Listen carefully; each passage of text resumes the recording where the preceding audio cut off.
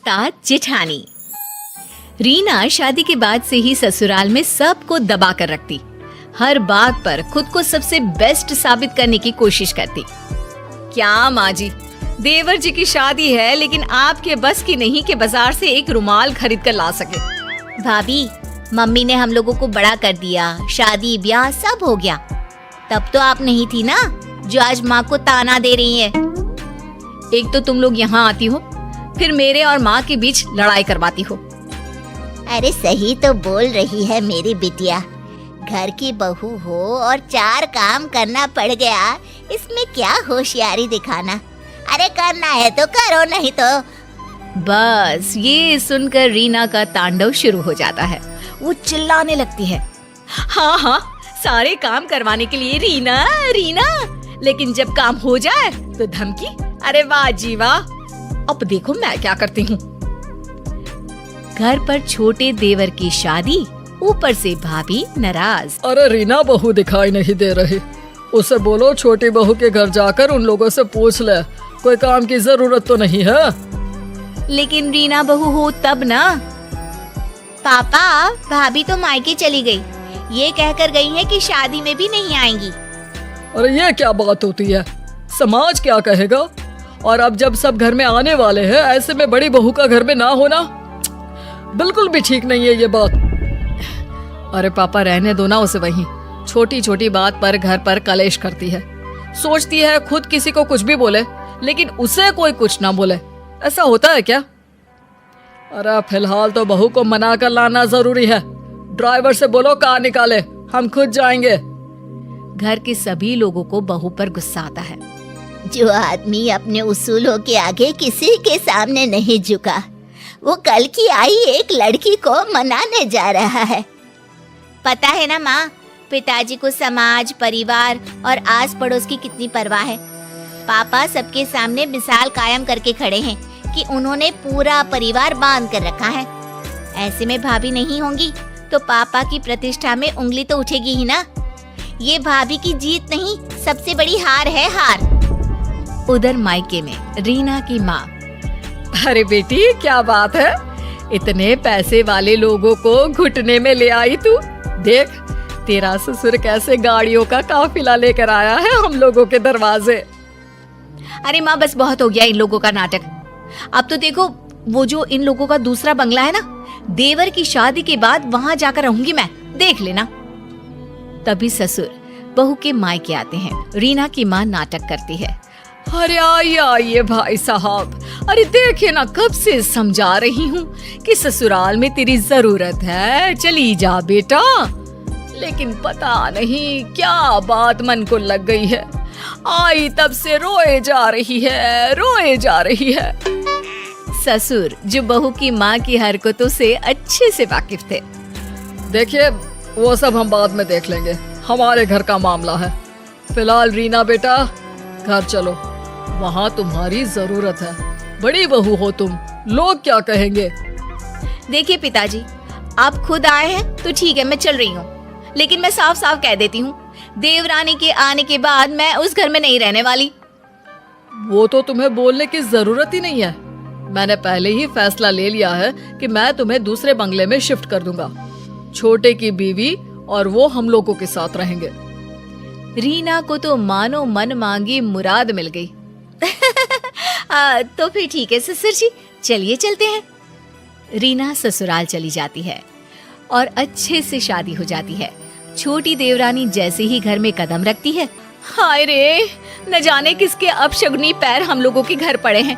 बत्ती ही चली गई, करो अब अंधेरे में सारी रस्में। तभी नौकर कहता है, अरे नहीं नहीं बड़े बहू जी, वो तो बत्ती आई है, जनरेटर बंद किए है ना अभी। छोटी बहू के तो पैर बहुत ही सगुन वाले हैं। अरे 2 दिन से पूरा मोहल्ला अंधेरे में डूबा था, अब जाकर लाइट आई है। अरे हाँ ठीक है ठीक है, ज्यादा बोलने की जरूरत नहीं है, नौकर हो नौकर की तरह रहा करो। देख रीना, हम लोगों के घर हमेशा से इतना पैसा नहीं था, तेरे ससुर ने बहुत मेहनत से कमाया है। नौकरों से अच्छे से बात किया करो, ये हमारा परिवार ही है। हाँ हाँ ठीक है ठीक है। वैसे मेरे मायके में नौकर चाकर रहे नहीं, लेकिन सब जानती हूँ कैसे बात करनी होती है इनसे। नौकर मुंह लटकाकर चला जाता है।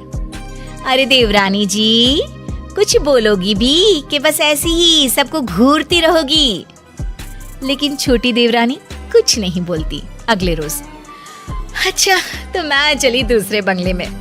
यहाँ सब आप लोग आराम से खुशी खुशी रहो अपनी नई बहू के साथ। रीना का पति कहता है, लेकिन मैं अपना घर माँ पापा को छोड़कर कहीं नहीं जाऊंगा, ये तो पक्की बात है। तो ठीक है ना, आप रहो, मैं और बच्चे तो जाएंगे। कौन रहेगा यहाँ सर्कस में? छोटी देवरानी बोल पड़ती है, दीदी आप इस घर को और घर के लोगों को ऐसे नहीं कह सकती। हाँ रीना भाभी, छोटी भाभी सही कह रही हैं। तभी ससुर जी आते हैं। बड़कू बेटा, अपनी बीवी को लेकर जाओ दूसरे बंगले में, हम लोगों के लिए छुटकी बहू है। पिता का ऑर्डर मानकर बड़ा बेटा रीना और बच्चों को लेकर चला जाता है। आज सब कान खोलकर सुन लो, वो घर की बड़ी बहू है, बड़ी ही रहेगी। समाज में, परिवार में, हर जगह उसे हमारी बड़ी बहू के नाम से जाना जाता है। लेकिन एक बात ध्यान से सुन लो, कोई भी उससे गलत व्यवहार नहीं करेगा। अब क्या था, जेठानी रीना आए दिन घर आती और अपनी देवरानी को खरी खोटी सुना जाती। इन लोगों को जो तुम बहुत अच्छा समझ रही हो ना, अरे मैंने कैसे कैसे 5 साल काटे हैं मैं ही जानती हूँ। अरे मैं तो कहती हूँ तुम भी इन लोगों को मुंह मत लगाना। देखिए दीदी, अभी तक तो मेरे साथ सब ठीक है, जब कुछ होगा बुरा तो बता दूंगी। अरे मैंने तो इस घर को घर बनाया है, वरना जब मैं शादी करके इस घर में आई थी ना, पूरा घर ऐसे लगता था जैसे चिड़ियाघर। सास को तो किसी चीज का सहूर ही नहीं था। ठीक है ना दीदी, अब देखिए आप नहीं है, लेकिन घर माँ जी ही तो चला रही हैं। मैं तो वही करती हूँ जो वो कहती हैं। अरे एक बात और, बुढ़िया ना बहुत गहना रखी हुई है। अब मैं तो यहाँ हूँ नहीं, तुम ही देखना कहीं ननद ही सारा गहना ना चंपट कर दे। वैसे कायदे से तो बेटी का ही गहना बनता है ना दीदी, हम लोगों को वो दे दे, प्रसाद समझकर रख लेंगे। आखिर सास की यादगिरी भी तो बहू के पास होनी चाहिए ना। अरे पता नहीं तेरी माँ ने तुझे कोई संस्कार ही नहीं दिए। अरे इन लोगों को जानती नहीं है तू। तभी ससुर वहां आ जाते हैं और छोटी को डांटने लगते हैं। छोटी बहू, मैंने तो तुम्हें अच्छा समझा था, लेकिन तुम भी। नहीं पापा जी, मैं तो सिर्फ दीदी से बात कर रही थी। हाँ, ये क्या कह रही थी पापा जी जानते हैं आप, कि बुढ़िया मर गई तो सारा गहना बेटी को दे जाएगी। मैंने कभी नहीं सोचा था छोटी कि तू भी ऐसी निकलेगी। तभी वहाँ सास और ननद आ जाते हैं। छोटी बहू दोनों को देखकर डर जाती है कि सास कहती है, नहीं नहीं, हम लोगों ने दोनों बहुओं की बात सुनी है। छोटी बहू की हर बात ठीक और संस्कारी थी। बड़ी बहू इस घर की हम लोगों की दिल खोल कर बुराई कर रही थी। जेठानी जैसे भी क्यों ना हो, जरूरी नहीं कि देवरानी भी वैसे ही निकले। हर एक के घर के अपने संस्कार हैं।